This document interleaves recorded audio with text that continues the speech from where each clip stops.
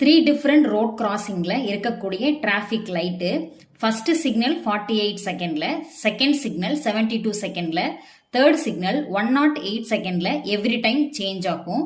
அப்படி சேஞ்ச் ஆகும்போது இந்த 3 லைட்டுமே சேர்ந்து 8 மணி 20 நிமிஷம் 0 செகண்ட்ல சைமல்டேனியஸா சேஞ்ச் ஆகுது. அப்படின்னா இதே மாதிரி ஒரு நிகழ்வு நெக்ஸ்ட் டைம் எப்போ ஏற்படும், எந்த டைம்ல ஏற்படும் அப்படின்னு கேட்டிருக்காங்க. இதுக்கு இந்த கொடுத்திருக்கக்கூடிய டைமிங்க்கு நம்ம எல்சிஎம் எடுத்துக்கலாம். எல்சிஎம் எடுத்தா அதோட ஆன்சர் 432 கிடைக்கும்.